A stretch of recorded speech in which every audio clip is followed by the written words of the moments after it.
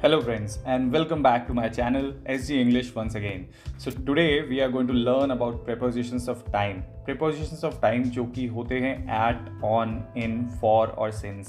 आज हम लोग for और since को छोड़कर जो बाकी तीन हैं at, on और in, इनका सही यूसेज सीखेंगे और सीखेंगे कि किस तरह से इनकी एरर्स अवॉइड की जा सकती हैं both in written English as well as spoken English. तो बहुत बार हम लोग देखते हैं जनरल कन्वर्सेशंस में जब हम when we are trying to converse in English language we make mistakes in at, on और इन, और इस तरह की मिस्टेक्स कैसे अवॉइड करनी है we are going to learn that.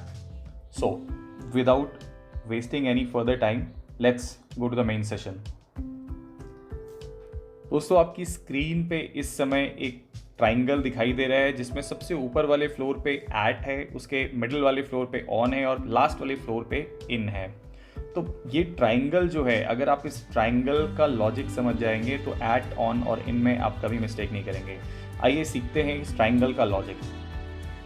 सबसे ऊपर जो एट लिखा है इसका मतलब है समथिंग स्पेसिफिक। जब आप स्पेसिफिक टाइम की बात करते हो, स्पेसिफिक टाइम कैसे, जैसे मैंने अगर बोला Ram will meet me at 5 o'clock, यहाँ पे जो टाइम है वो बहुत ही स्पेसिफिक है, 5 बजे का।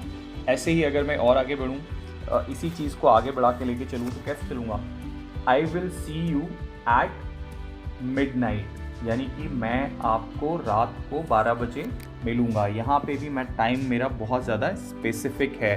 तो जब हम स्पेसिफिक टाइम्स की बात करते हैं वहाँ पे हम एट का इस्तेमाल करते हैं, ना ही ऑन या इन का। इसके अलावा जब हम बात करते हैं, एग्जाम्पल ढंग से सुनिएगा, I had a great time at Diwali. तो यहाँ पे जब मैं दिवाली की बात कर रहा हूँ वहाँ पे भी मैं एट का इस्तेमाल कर रहा हूँ।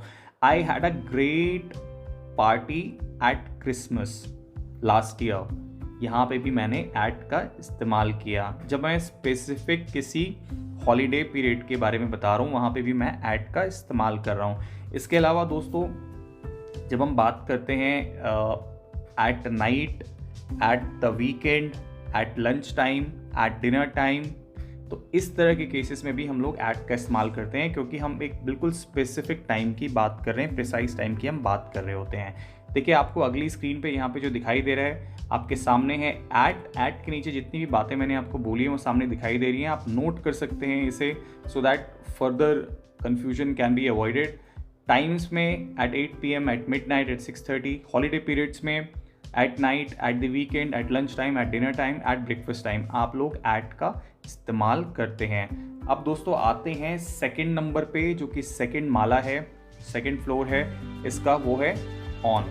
अब देखिए ऑन का इस्तेमाल आप मेनली 2 जगह पे करेंगे जहाँ पे बात हो रही है डेज की या फिर डेट्स की। डेज में जैसे Sunday, Monday, Tuesday, Wednesday, Thursday, Friday, Saturday and Sunday. जब भी हम डेज की बात करेंगे वहाँ पे आप ऑन का इस्तेमाल करेंगे। फॉर एग्जाम्पल अगर मैं बोल रहा हूँ I will meet you on Sunday, Ravi met Shyam on Tuesday, तो यहाँ पे मैं ऑन का इस्तेमाल कर रहा हूँ, ना ही एट का या इन का। तो ये बात आप ध्यान रखेंगे। इसके अलावा अगर मैं हॉलीडे के साथ डे लगा रहा हूँ, for example I had a great time on Christmas day, I had a great time on Christmas day, अगर मैं डे लगा रहा हूँ उस केस में मैं ऑन का इस्तेमाल कर सकता हूँ। For example I am giving you one more example, अगर मैं बोल रहा हूँ आपको आई had a good time on Diwali day last year, तो वहाँ पे मैं इस्तेमाल कर सकता हूँ ऑन का। लेकिन अगर मैं इस केस में डे हटा दूँ, कहने का मतलब है अगर मैं सिर्फ ये कहूँ आई had a great time on Diwali, तो उस केस में ये गलत हो जाएगा, मुझे वहाँ पे डे लगाना पड़ेगा अगर मैं ऑन का इस्तेमाल करना चाहता हूँ। तो अगर आप ऑन का इस्तेमाल नहीं करेंगे उसके अलावा फिर आपको एट का इस्तेमाल करना पड़ेगा, यानी कि I had a great time at Diwali. तो इसके अलावा दोस्तों अगर आप डेज की बात करें, अगर आप डेट्स की भी बात करते हैं तो भी आपको ऑन का इस्तेमाल करना पड़ता है। जैसे कि अगर मैं बोलूँ आई was born on the 20th of जून, आपको स्क्रीन पे भी दिखाई दे रहा है आई was born on the 20th of जून, यानी कि मैं 20 जून को पैदा हुआ था। उस केस में भी आप डेट्स के लिए ऑन का ही इस्तेमाल करेंगे। Mahabharat was fought on the 11th May of January, तो वहाँ पे भी आपने ऑन का ही इस्तेमाल किया। इसके अलावा ऑन का इस्तेमाल हॉलीडेज़ के लिए भी इस्तेमाल कर सकते हैं दोस्तों। बस हॉलीडे के इस्तेमाल के साथ आपको एक छोटी सी बात जो ध्यान में रखनी है वो ये है कि उसके आगे आप डे ज़रूर लगा देंगे, यानी कि Diwali day, Christmas day, so on and so fourth. अब आते हैं दोस्तों तीसरे लास्ट का जो एरिया है आपका पिरामिड का, यानी कि जो सबसे लंबा टाइम पीरियड है, सबसे लंबा टाइम पीरियड जो आपको दिखाई दे रहा है पिरामिड में। अगर आप पिरामिड पे दोबारा वापस जाएंगे, पिरामिड में जो सबसे लास्ट वाला पीरियड आपको दिखाई दे रहा है वो सबसे बड़ा भी है, इन का। तो इन की जब हम बात करते हैं दोस्तों, तो सबसे बड़ा टाइम पीरियड है इन। अब इन का इस्तेमाल आप कहाँ कहाँ पे इस्तेमाल करेंगे? मंथ्स के लिए, ईयर्स के लिए, सीजन्स के लिए, डेकेड्स के लिए, सेंचुरीज के लिए, या किसी भी लंबे टाइम पीरियड के लिए आप हमेशा ही इनका इस्तेमाल करेंगे दोस्तों। जैसे आपको स्क्रीन पे भी दिखाई दे रहा है, अगर मैं बात करता हूँ आई वॉज बॉर्न इन 1988, इस केस में मैंने डे स्पेसिफाई नहीं किया। डे मतलब मैंने कोई डेट नहीं दिया एग्जैक्ट, मैंने सिर्फ ईयर दिया है। उस केस में मैं इनका इस्तेमाल कर रहा हूँ। I was born in 1992, I was born in 2006, Mahabharat happened in the year 300 BC, तो उस केस में भी मैं इनका ही इस्तेमाल कर रहा हूँ। अगर मैं एक और एग्जांपल दूँ, आपको बोलूँ कि भाई जो IPL है, IPL takes place in the month of May और अप्रैल, तो इनका इस्तेमाल दोस्तों वहाँ पे मैंने किया है वंस अगेन। तो इनका इस्तेमाल दोस्तों इस तरह से होता है।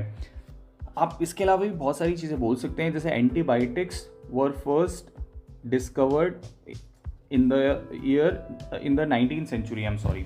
तो इन द 19th सेंचुरी आप लोग इस तरह से इस्तेमाल कर सकते हैं। इसके अलावा सीजन्स की जब हम बात करते हैं, in winters, in summers, in spring, तो उस केस में भी हम लोग इनका ही इस्तेमाल करते हैं। और सबसे इम्पॉर्टेंट दोस्तों, जब भी हम बात करेंगे मॉर्निंग की, आफ्टरनून की, इवनिंग की, मिड आफ्टरनून की, तो उस केस में भी हम लोग इनका ही इस्तेमाल करेंगे। जैसे कि अगर मैं बोलूँ Ram went Shyam in the morning, Ravi had some work in the afternoon, Shyam and Ram met in the evening, तो उस केस में भी हम लोग इनका ही इस्तेमाल करेंगे। अब मोस्ट इम्पॉर्टेंट चीज़ जो आपको ध्यान में रखनी है, आपको बिल्कुल भी गलती नहीं करनी है जिस चीज़ में, वो है कि कहाँ पे हम लोग इनका इस्तेमाल नहीं करते हैं। ओके, कहाँ पे इनका इस्तेमाल, यानी कि हम प्रीपोजिशंस ऑफ टाइम का इस्तेमाल नहीं करते हैं।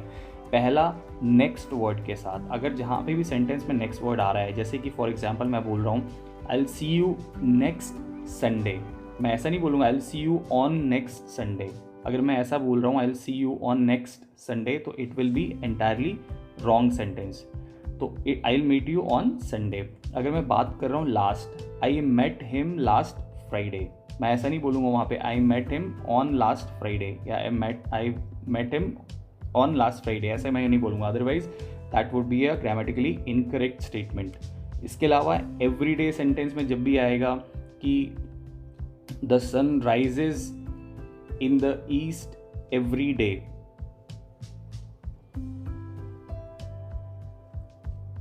टुडे, टुमारो, यस्टरडे, जब भी इस तरह के वर्ड्स आएंगे तो आप इनका इस्तेमाल नहीं करेंगे। जो प्रीपोजिशंस ऑफ टाइम है इनका इस्तेमाल आप बिल्कुल भी नहीं करेंगे। ठीक है, तो ये वर्ड्स आपकी स्क्रीन पे है, next, last, everyday, today, tomorrow, yesterday. इन वर्ड्स के साथ आप लोग प्रीपोजिशंस ऑफ टाइम का इस्तेमाल नहीं करेंगे, अदरवाइज सेंटेंस रॉन्ग हो जाएगा। आइए दोस्तों इनकी कुछ प्रैक्टिस करते हैं जल्दी जल्दी, फिर मैं आपको 20 सेंटेंसेस भी दूंगा प्रैक्टिस करने के लिए। तो दोस्तों पहला सेंटेंस जो आपकी स्क्रीन पे है वो है Ravi is arriving dash 26 January dash 2 o'clock in the afternoon. मैंने आपको बताया था डेज और डेट्स के लिए हम लोग इस्तेमाल करते हैं ऑन, तो पहले वाले सेंटेंस में पहला जो फिल इन द ब्लैंक्स उसमें आ जाएगा ऑन।